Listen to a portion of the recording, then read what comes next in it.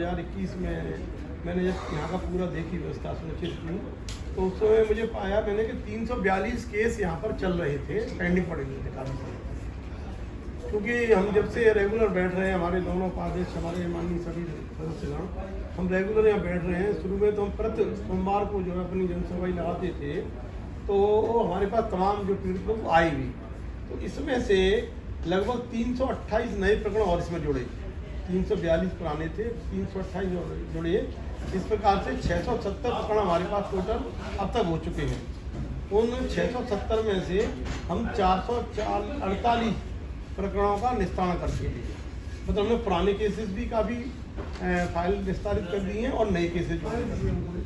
अब मात्र हमारे पास 222 प्रकरण चल रहे हैं जो आगे अग्रिम कार्रवाई में चलेंगे, और धीरे धीरे उनको भी हम सबको जो भी हमारे पास जो भी आएंगे, हमारे माननीय सम्मान के अध्यक्ष आएंगे, तो वो उसको मैं ऐसा आशा करता हूँ कि वो भी इसी रफ्तार से चलेंगे, जिससे पीड़ित व्यक्ति को जल्दी से जल्दी न्याय मिले।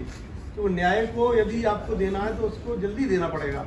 जितना हम न्याय को देर करते हैं न्याय देने में, उतना ही न्याय मिलने के जो चांस होते हैं वो कम होते चले जाते हैं। अब हमने देखा कि कुछ प्रकरण ऐसे थे जिन प्रकरणों में सरकार के द्वारा जो आर्थिक सहायता दी जाती है वो नहीं मिल पा रही है। तो ऐसे 92 प्रकरण हमारे सामने आए, 92 केसेस आए। इन 92 प्रकरणों में 1,74,91,250 रुपये की धनराशि हम पीड़ित पक्ष को आर्थिक सहायता के रूप में आपने इस आयोग के द्वारा दिलवा चुके हैं।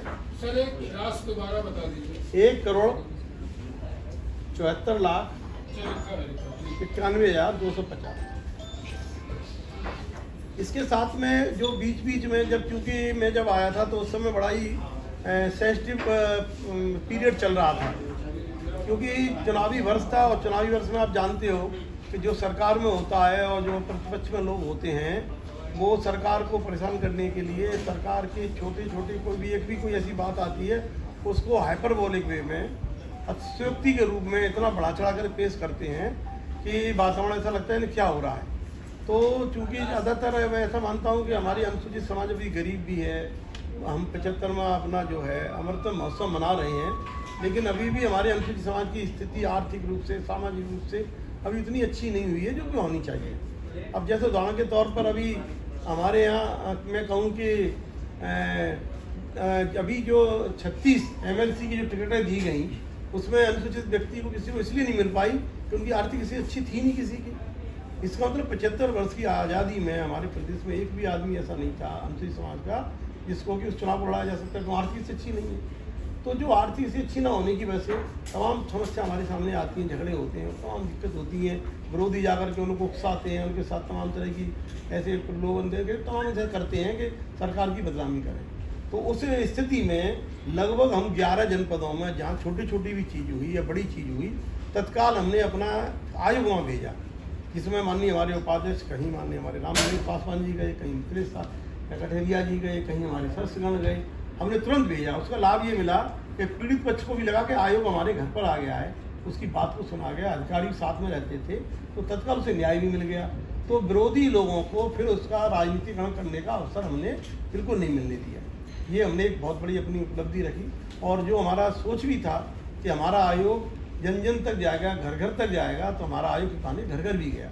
हमने एक पत्रक भी छपवाया था, उसमें SC एक्ट से संबंध जितने भी प्रावधान है, माननीय प्रधानमंत्री यशस्वी हमारे योगी नरेंद्र मोदी जी ने अपने कुछ अमेंडमेंट किए लोकसभा में, उन सबको हमने प्रिंट कराया, और वो भी हमने पूरे प्रदेश के अंदर 1 लाख पत्रक बंटवाए थे अपने माध्यम से, जितने हमारे सदस्य थे उनके माध्यम से, और सबका हमने उसमें नाम और टेलीफोन नंबर लिख दिया था, जिससे कोई पीड़ित व्यक्ति उस पत्रक को दे करके संबंधित हमारे जो अभी हमारे सदस्य हैं उनसे बात कर सकता है। हमारा नंबर था, हमारे माननीय उपाध्यक्षों का था, तो उनसे संपर्क कर लेते लोग, टेलीफोन पर हमसे बात करते थे।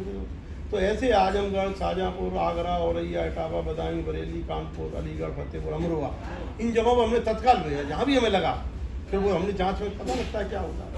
इसी प्रकार से मैंने एक चीज़ और देखना चाहा, तो ये देखा जाए कि भाई हमारी सरकार में जो है क्या चल रहा है, और जो हमसे पूर्व की सरकार रही थी, जो डॉक्टर अम्बेडकर साहब का नाम लेती हैं और समाजवाद का नाम लेती हैं, गरीबों की बात करती हैं, इनकी सरकार के समय क्या स्थिति रही।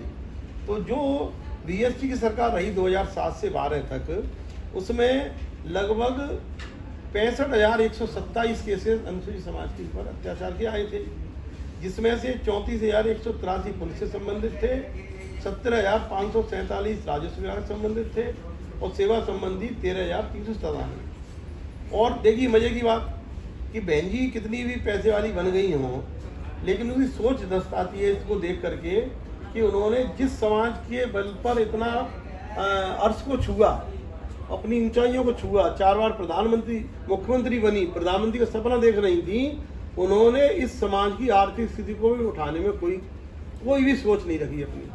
उन्होंने मात्र कभी 10 करोड़, कभी 16 करोड़, कभी 16 करोड़, कभी 17 करोड़, कभी 14 करोड़, कभी 13 करोड़, इतना ही उन्होंने लोगों को आर्थिक सहायता दी। फिर हम देखते हैं एसपी की सरकार, अखिलेश जी की सरकार, उसमें भी अत्याचार हुए लेकिन इनसे कम हुए। उसमें 23,734 अत्याचार हुए।